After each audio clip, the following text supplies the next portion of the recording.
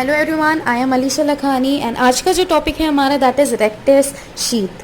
तो पहले तो आ जाते हैं रेक्टस शीट की डेफिनेशन पे। तो रेक्टस शीट का डेफिनेशन ये है कि this is an aponeurotic sheet that is enclosing the muscle that is rectus abdominis. तो ये जो रेक्टस एब्डोमिनस मसल है उसको एक शीट एनक्लोज करती है, एपोन्यूरोटिक शीट होती है जो एपोन्यूरोसिस करती है मसल्स के साथ, दूसरे मसल्स के साथ। तो ये जो शीट है दैट इज रेक्टस शीट, ठीक है। It is on the either side of Linnaea Alba, Linnaea Alba के आजू बाजू में प्रेजेंट है, ठीक है। This is the complete definition of rectus sheet. तो पहले तो डेफिनेशन लिखना है, फिर रेक्टस शीट में क्या चीज़ें आती हैं। तो रेक्टस शीट में टू वॉल्स आते हैं। टू वॉल्स कौन से एंटीरियर, पोस्टीरियर, ठीक है। जो एंटीरियर वॉल है हर दोनों में हम तीन तीन पॉइंट देखेंगे। ये कंप्लीट होता है और ये इनकम्प्लीट होता है, ठीक है। This is complete and this is incomplete. यानी कि इसका मतलब ये हुआ कि अगर इंटीरियर वॉल हमारा कंप्लीट है that is it is covering the entire muscle, that is the rectus abdominis का जो मसल है उसको इंटायरली कवर कर रही है। बट ये इंटायरली कवर नहीं कर रही है, तो कौन से एरिया है जहाँ पे कवर नहीं कर रही है? तो it does not cover area above the coastal margin और दूसरा आर्क्वेट लाइन। तो ये दो चीज़ों को ये कवर नहीं करती है। कौन सी? पोस्टीरियर वॉल, ठीक है। जो आर्क्वेट लाइन है उसके बिलो का जो एरिया है और अबो द कोस्टल मार्जिन, ठीक है। ये अभी पता चलेगा जब डायग्राम बनाएंगे। और इसका जो कंपोजिशन है दैट इज़ वेरिएबल और इसका भी कंपोजिशन है दैट इज़ वेरिएबल। अभी कंपोजिशन वेरिएबल का मतलब ये हुआ कि एपोन्यूरोसिस अगर हो रहा है, दिस इज एपोन्यूरोटिक शीट, ठीक है। तो एपोन्यूरोसिस किसके बीच में हो रहा है? तीन मसल्स के बीच में हो रहा है। कौन से तीन muscles? External oblique, internal oblique and transverse abdominis. तो ये जो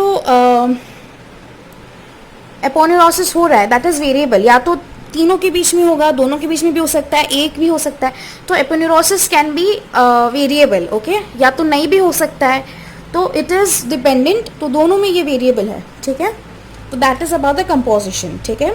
then coming on to the ये जो एंटीरियर है वो फर्मली एडहेरेंट है किससे? रेक्टस एब्डोमिनस मसल से। ये अटैच होता है और ये फ्री होता है, free from the muscle, free from the muscle. Sorry about the handwriting, but हाँ ये अटैच होता है रेक्टस एब्डोमिनस मसल से और ये फ्री होता है। नाउ ये हमारा वॉल का पार्ट तो हो गया, ठीक है। तो अभी हम इसमें आगे क्या देखेंगे कि इसके फीचर्स क्या हैं। फॉर्मेशन एंड कंपोजिशन, जैसे मैंने बात करी फॉर्मेशन इन कंपोजिशन देखेंगे। तो पहले तो दो चीज़ें हमारे पास, ठीक है, anterior wall and posterior abdominal wall. तो एंटीरियर एब्डोमिनल वॉल में वापस से हम 3 पॉइंट देखेंगे, इसमें भी 3 पॉइंट देखेंगे। तो पहले तो ये अबोव कोस्टल मार्जिन कैसे बन रहा है? Between coastal margin and arcuate line and below arcuate line, ठीक है। इसके लिए भी यही criteria, above coastal margin, between coastal margin and arcuate line and below arcuate line. तो ये तीनों चीज़ों में ये कैसे फॉर्म हो रहा है रेक्टस शीट? तो अबोव जो आर्क्वेट लाइन के ऊपर है वो एक्सटर्नल ऑब्लिक एपोन्यूरोसिस से हो रहा है।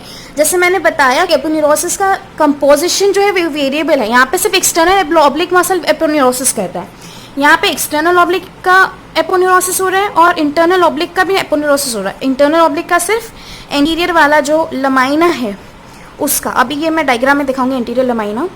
फिर ये जो है इसमें सिर्फ इसमें एक्सटर्नल ऑब्लिक भी कर रहा है, इंटरनल ऑब्लिक भी कर रहा है और ट्रांसवर्स एब्डोमिनस भी कर रहा है, ठीक है। और यहाँ पे ये दोनों फ्यूज़ होते हैं, ये कैसे ये भी बताऊंगी, ठीक है। पोस्टीरियर में आ जाते हैं तो यहाँ पे डेफिशिएंट होता है, यहाँ पे नहीं होता है। जैसे पहले बताया मैंने बताया था कि ये आपको बाद में पता चलेगा, ये इनकम्प्लीट होता है।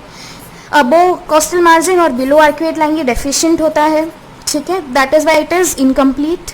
और बिटवीन कोस्टल मार्जिन और आर्क्यूएट लाइन में क्या है, इंटरनल ऑब्लिक के साथ इसका पोस्टीरियर लमाइना और ट्रांसवर्स एब्डोमिनस के साथ, ठीक है। अभी ये जो डेफिशिएंट वाला एरिया है, तो जो ये अबो कोस्टल मार्जिन वाला एरिया है, तो वहाँ पे जो एब्डोमिनस मसल है वो तो पोस्टीरियर वॉल से कनेक्ट नहीं हो रही है, तो कहाँ पे कनेक्ट हो जा रही है, डायरेक्टली कनेक्ट हो जा रही है हमारे कोस्टल कार्टिलेज 5, 6, 7 के साथ, ठीक है। और जो नीचे वाला जो है that is below the arcuate line, जो एब्डोमिनस मसल है वहाँ पे भी पोस्टीरियर वॉल नहीं है, तो किसके साथ अटैच होता है, हमारा फेशिया ट्रांसवर्सालिस से अटैच होता है, ठीक है। ये दो चीज़ें याद रखनी है। So I hope this is clear for now. तो ये मैंने बहुत ही सिंपल वे में बताया है। अभी अगर मैं बात करूँ तो ये हमारा जो एब्स का जो मसल होता है ना, जब बोलते हैं कि ये कितने अच्छे एब्स हैं, तो दैट मसल इज हमारा रेक्टस एब्डोमिनस। तो अगर ये वाली मैं लाइन की बात करूँ, ऊपर वाली line, that is the coastal margin. अगर मैं ये वाली लाइन बात कर रही हूँ जो रेड सी दिख रही है, रेड एंड ब्लैक, तो ये वाली हमारी आर्क्यूएट लाइन है। तो ये बिटवीन, ये अबो और ये बिलो, ठीक है। So this is how we are defining this. Now चलो अभी एक डायग्राम पे आ जाते हैं। जो मैंने बताया उसको डायग्रामेटिकली कैसे प्रेजेंट करेंगे, ठीक है। डायग्रामेटिकली प्रेजेंट करना है तो ये हमारा हो गया एक्सटर्नल ऑब्लिक मसल, ठीक है। ये हमारा रेक्टस एब्डोमिनस हो गया, और ये ज़िफॉइड प्रोसेस है।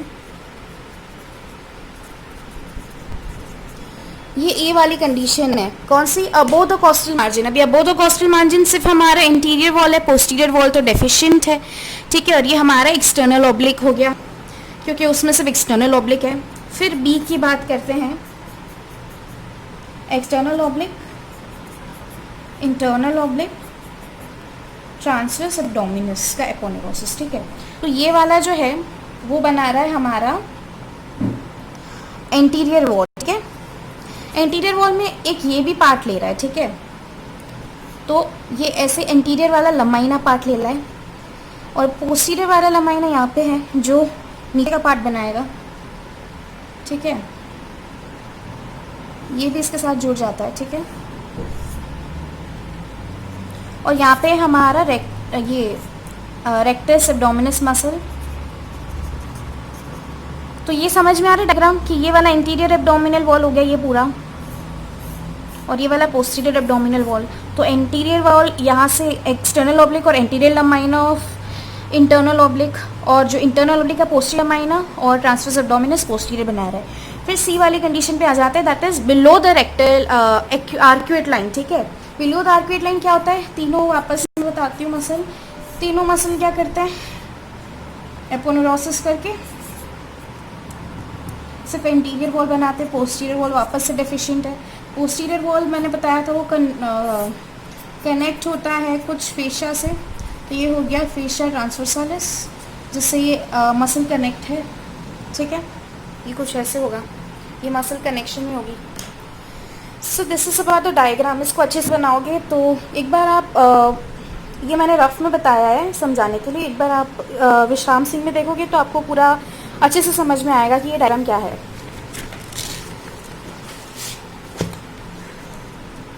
Now coming on to the functions of rectus sheath.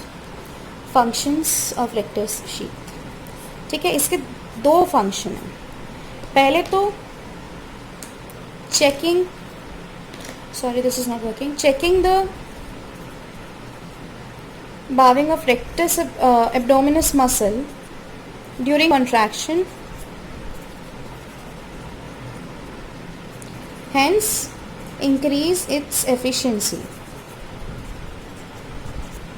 इसका मतलब ये है कि ये क्या करता है, रेक्टस एब्डोमिनस मसल की जो बाविंग की एफिशिएंसी उसको चेक करता है जब कॉन्ट्रैक्शन होता है, जिससे इसकी एफिशिएंसी बढ़े। तो ये फंक्शन है रेक्टस शीथ का कि ये जब हम बाव करते हैं, बाविंग के टाइम पे रेक्टस एब्डोमिनस जब कॉन्ट्रैक्ट करता है तब इसकी एफिशिएंसी को बढ़ाना, ठीक है।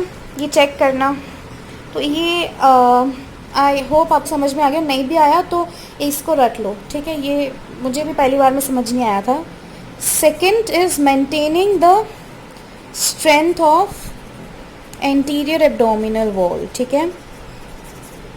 ये जो पीछे बताया था वो anterior wall and posterior wall of rectus sheath था। अब ये जो एंटीरियर एब्डोमिनल वॉल है उसका जो स्ट्रेंथ है उसको कौन मेंटेन करता है? Rectus sheath. अभी आ जाते हैं हमारा कंटेंट्स पे। कंटेंट्स बहुत इजी है, ठीक है। पहले तो दो मसल हो गए, रेक्टस एब्डोमिनस और पायरीमिडालिस। तो ये अगर प्रेजेंट है तो ठीक है, नहीं है तो नहीं, ठीक है। फिर दो आर्टरीज हैं, superior epigastric artery, inferior epigastric artery. जो सुपीरियर एपिगैस्ट्रिक आर्टरी है that is branch of internal thoracic artery, और ये internal thoracic artery is the branch of subclavian artery, ठीक है। This is branch of external iliac artery. Internal epigastric artery is the branch of external iliac artery, ठीक है। अभी ये दो चीज़ में और एक चीज़ आपको ऐड करना है कि ये जो सुपीरियर एपिगैस्ट्रिक आर्टरी वो एंटर कहाँ से होती है? तो ये कहाँ से एंटर होती है? गैप होती है, जो gap between costal and xiphoid slips of diaphragm. तो एक गैप होती है इस दोनों के बीच में, वहाँ से ये एंटर करती है। और ये कहाँ से एंटर करती है? It passes in front of arcuate line, arcuate line के फ्रंट में से पास करती है, ठीक है। ये दोनों याद रखनी है कि ये कहाँ से एंटर हो रही है, ठीक है। तो आर्टरी में हमारे दो आर्टरीज हैं, superior epigastric artery and inferior epigastric artery. फिर वेन के भी जो नाम्स हैं वो सेम है, ठीक है। दो वेन्स हैं, that is superior epigastric when, inferior epigastric when, ठीक है। ये ड्रेन करती, ये दोनों जो है superior epigastric accompanies superior epigastric artery, inferior epigastric when accompanies inferior epigastric artery, ठीक है। और ये जो है दोनों ड्रेन कहाँ करती है? पहले तो ये वाली इंटरनल थोरेसिक वेन में ड्रेन करती है, और ये वाली इंफीरियर ये कहाँ ड्रेन करती है? एक्सटर्नल इलियाक वेन में, ठीक है। सेम ही है, यहाँ पे ये ब्रांच है इसकी और यहाँ पे ये ड्रेन कर रहा है। Now coming on to the nerves, जो हमारा लास्ट कंटेंट है, ठीक है। जो नर्व्स हैं वो हमारा लास्ट कंटेंट है, उस पर आ जाते हैं। लोअर 6 नर्व्स प्रेजेंट होती है, ठीक है। लोअर की जो 6 थोरेसिक नर्व्स हैं वो हमारी रेक्टस शीथ में आती है, जिसमें से 6 थोरेसिक नर्व कौन सी? तो 5 तो इंटरकोस्टल नर्व और दूसरी एक सबकोस्टल नर्व। तो ये बन गई हमारी 6 thoracic nerves that is accompanying that is the content of the rectus sheath. और एक चीज़ है कि जो एंटीरियर वॉल और पोस्टीरियर वॉल होता है उसका एक्सटेंशन कहाँ तक होता है? तो एंटीरियर एंड पोस्टीरियर वॉल जो है वो मिडलाइन तक, मिडलाइन में सारे फ्यूज हो जाते हैं, लीनिया अल्बा बनाते हैं। Linea alba extends from xiphoid process to pubic symphysis and pubic crest। और लेटरली ये कहाँ एक्सटेंड करते हैं? Extend to linea semilunaris that extends to tip of 9 costal cartilage. ये एक चीज़ वापस से याद रख लेना, एक एक्स्ट्रा चीज़ है ये। अगर याद नहीं भी रखोगे, इतना भी लिखोगे तो आपको अच्छे मार्क्स मिल जाएंगे, बट एक एक्स्ट्रा आपको 1 मार्क एक्स्ट्रा मिल जाएगा अगर ये लिखोगे। अगर नहीं लिखोगे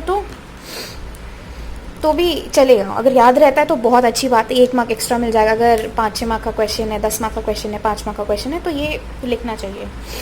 तो this is about the rectus sheath. किसी को कोई डाउट हो गाइस तो यू कैन कमेंट डाउन, और मेरी वीडियो ज़्यादा से ज़्यादा अपने फ्रेंड्स के साथ शेयर करो, प्लीज़ सब्सक्राइब कर दो और शेयर करो, लाइक इट। एंड जो भी डाउट्स है कमेंट करो, मेरा नंबर भी दिया रहता है कमेंट बॉक्स में, डिस्क्रिप्शन बॉक्स में, तो उसको यूटिलाइज़ करो। And see you in the next lecture. Thank you so much.